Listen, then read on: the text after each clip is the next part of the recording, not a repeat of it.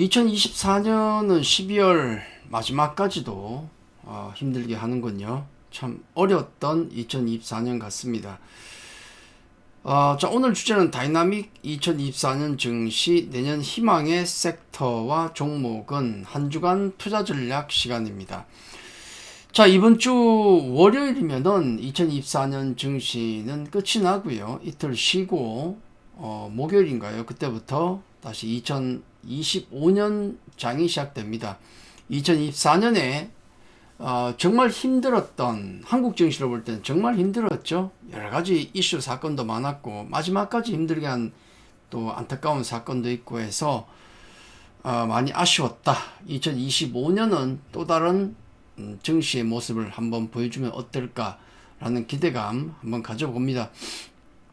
자, 지난주 글로벌 증시 뭐 특별한 일이 있었습니까? 연말이다 보니까 휴장도 많았고 그랬었죠. 그래서 뭐 배당 기준일, 배당락 정도만 이슈가 있었는데 한 주간 증시를 보면 이렇습니다.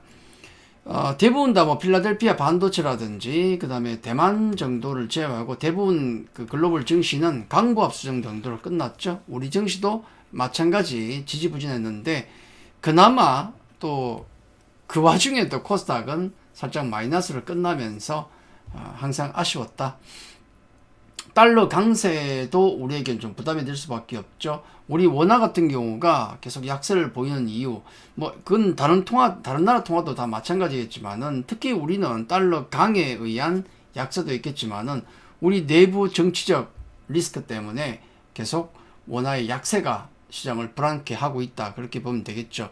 자, 그런 부분들은 지난 12월 3일 계엄령 선포부터 시작된 그 리스크가 지금도 계속되고 있다는 사실을 우리는 모두 알고 있습니다.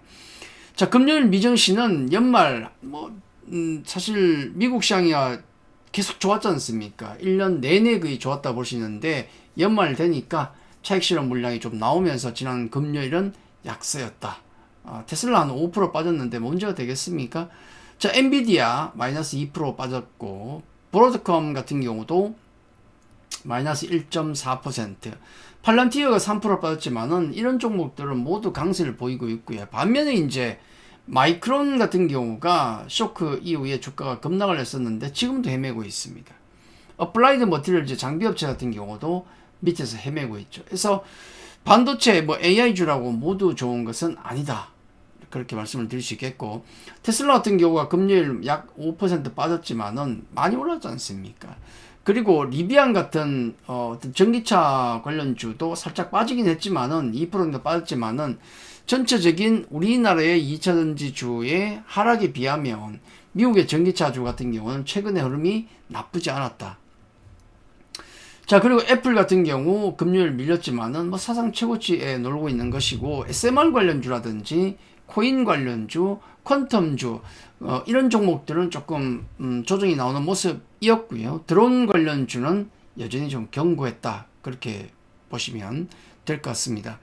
자, 이번 주 일정은 역시 지난주와 마찬가지로 조금 한산한 편이죠. 왜냐하면 우리 증시 같은 경우도 이틀 정도 휴장입니다. 화요일과 수요일 휴장이 되겠고, 우리 장 폐장일은 월요일 12월 30일 폐장이 되겠고, 월요일 장이 열리고 나면 끝난다는 얘기예요. 그래서 31일과 1일 같은 경우는 휴장, 그리고 개장일은 1월 2일 목요일 오전 10시에 장이 개장됩니다. 자, 그렇게 보시면 되고, 이번 주 가장 중요한 경제지표 일정이라면 미국 12월 ISM 제조업지수 정도, 이 정도를 빼고는 대부분 다 지금 큰 어떤 이벤트는 없다라고 보시면 될 것 같습니다. 자, 글로벌 투자 전략, 글로벌 전체 시장, 특히 미국 시장과 우리 시장을 비교하면 참 한 해 동안 쉽지 않았습니다. 미증시는 20-30% 올랐지만은 우리 증시는 코스닥 기준으로 20% 이상 급락을 했거든요. 그러다 보니까 그 격차가 너무 컸었다. 2025년 같은 경우도 마찬가지입니다. 미국이 잘하는 기업들은 미국 기업 사시면 되는 거예요. 빅7 같은 경우는 2025년 같은 경우도 기대감이 여전한 것 같습니다. 물론 많이 올랐기 때문에 PER 퍼밸류가 굉장히 높기 때문에 이런 부분을 감안하면 2024년보다는 속도는 떨어질 수 있겠지만은 이 관련 사업들에 있어 1위 기업자들 같은 경우 여전히 관심 있게 봐야 되겠죠. 물론 문제는 이제 한국 증시가 되겠는데, 한국 증시 긍정적 변수가 있을까? 워낙에 지금 비관론이 많다 보니까 과연 긍정적 변수는 있는가? 내년 시장 기대할 수 있을까? 라는 우려가 커질 수밖에 없습니다. 자, 한국 증시 긍정적 변수는 나쁜 게 긍정적 변수예요. 낮은 밸류에이션. 뭐가 안 좋으니까 싸죠. 싸다는 점이 있겠고,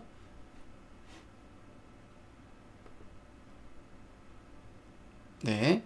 자, 싸다는 점이 하나가 있겠고, 그 다음에 두 번째는 전문가들의 전망이 너무나 비관적이죠.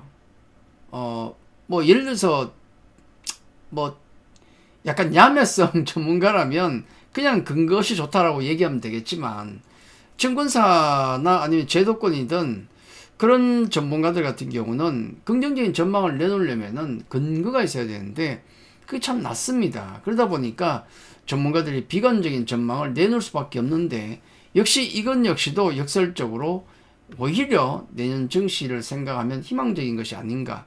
왜냐하면 증권사나 전문가의 어떤 연초의 전망이 그게 연말까지 맞는 경우가 잘 없었습니다. 역설적으로 그랬어요.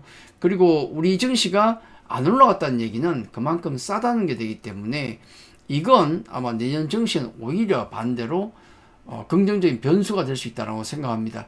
자, 한국 증시 투자 전략. 연말도 그렇고 내년도 그렇고 한국 증시 투자 전략은 두 가지죠. 이렇게 보시면 됩니다.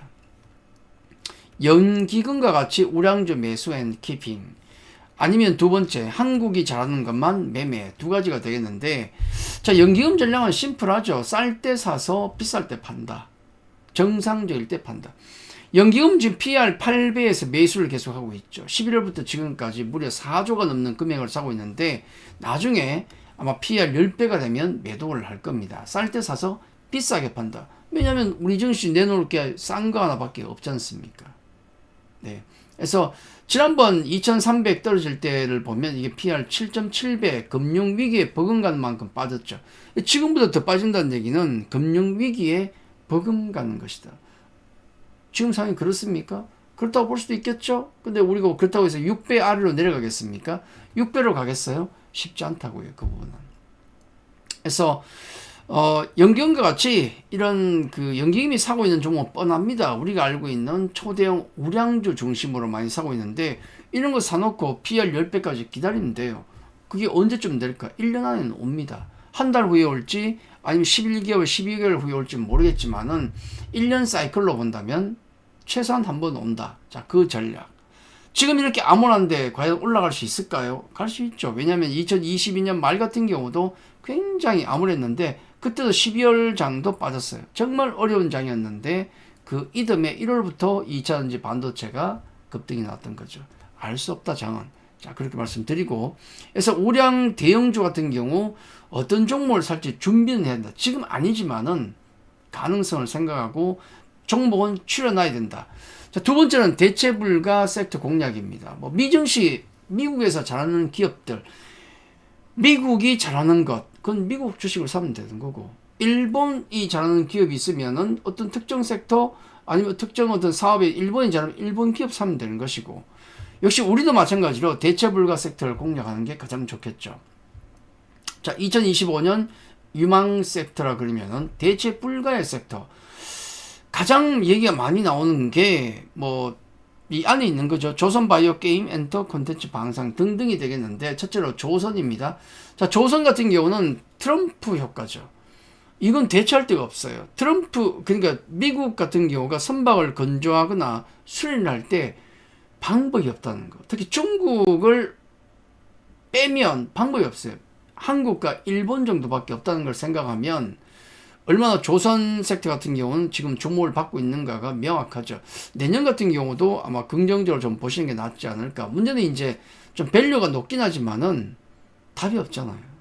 답을 찾을 수가 없는 대체가 없으니까 인도까지도 지금 K조선에 러브콜을 보낸다고 하지 않습니까? 자, 그런 부분 반중국 수혜 그리고 환율 수혜입니다.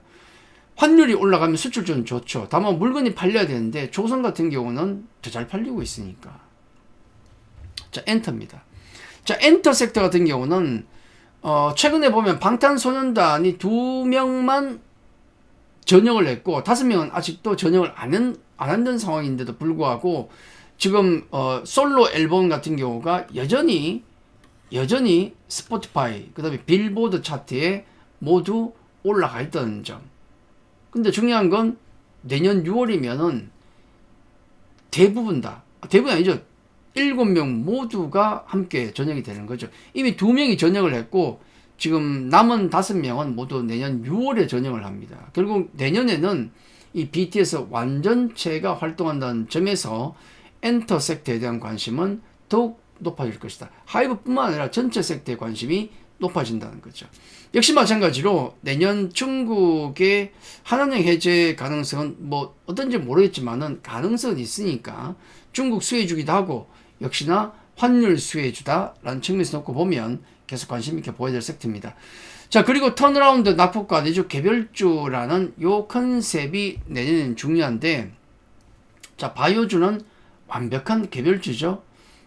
증시가 전체가 어떻든 간에 바이오 자기만 잘하면 되니까. 방산 같은 경우도 마찬가지입니다. 방산도 개별주에 가까운데 가성비가 좋죠. 특히 내년 같은 경우는 드론이라든지 우주 항공과 연결된 방산 쪽에 특히 관심을 가지는 게 좋겠다. 자, 게임 섹터 낙폭과대입니다. 가장 많이 빠져있는 섹터가 되겠는데 내년은 또 신작도 있으니까 그리고 중국에 대한 기대감도 있으니까 관심 있게 보시면 좋을 것 같고, 자, 콘텐츠 기업들 역시 마찬가지로 거의 뭐 몇 년간 놓고 보면 10분의 1토막, 5분의 1토막, 3분의 1토막에 가까운 종목들입니다. 이번에 오징어 게임 2에 대한 실망감 때문에 일부 급락은 나왔지만은 사실 오징어 게임 2 관련 종목이 없잖아요. 없는데도 불구하고 급등했던 어떤 좀 무리를 했었기 때문에 그에 따른 급락은 있겠지만은 전체 콘텐츠 기업 같은 경우는 내년에 제작 편수도 늘어나고 중국 기대감도 있기 때문에 관심 있게 보셔야 되고요. 자, 로봇주 같은 경우 제가 좀 부정적인 말씀을 2024년을 드렸는데 2025년 같은 경우는 스케줄상 삼성의 콜옵션 조항에 대한 어떤 관심이 높아질 것이고 테슬라 옵티머스 출시 시기가 이제 가까워지고 있지 않습니까? 그런 측면에서도 로봇주도 관심 있게 보셔야 되지 않겠는가. 그리고 이제 내년 같은 경우는 미국의 중국 고립 전략 때문에 중국이 고롭죠. 자, 그렇게 생각하면 중국이 우리 한국과 좀 더 밀접한 관계가 필요하다. 특히 중국도 그렇고 우리도 그렇고 내수 부양책이 필요하지 않습니까? 서로에게 필요하기 때문에 내년 같은 경우는 중국 모멘텀을 좀 기대를 해야 되지 않겠는가. 자, 중국 상해 지수를 보시면은 1년 내내 괴롭다가 가을에 급등 이후에 굉장히 안정적인 조정을 보이고 있죠. 차트만 보면 내년 아마 중국 증시 여전히 기대할 수 있을 것 같습니다. 자, 그렇게 보면 내년 중국 관련주에도 관심 있게 보시는 게 좋지 않을까 말씀드립니다. 자, 이번 한 주 같은 경우는 월요일 장이 열리고 이틀 쉬고 또 이틀 장이 열리기 때문에 이번 한 주 같은 경우도 글로벌 증시 휴장도 많습니다. 상당히 한 주간의 흐름을 놓고 보면 좀 한산할 가능성이 높죠. 자, 이런 기회를 활용해서 내년 2025년에 우리가 어떤 전략, 어떤 종목을 갖고 갈 것인가, 거기에 대한 고민을 하는 한 주가 되어야 되지 않을까. 자, 그렇게 말씀을 드리겠습니다. 자, 여기까지 한 주간 투자 전략이었습니다. 자, 이번 주는 드디어 2024년 고난했던 2024년이 끝이 나고 2025년 증시가 열립니다. 한 해 고생 많으셨고 새로운 해 2025년에는 정말 큰 수익을 누리는 한 해가 되길 기원하겠습니다. 자, 오늘 시간 여기까지입니다. 감사합니다.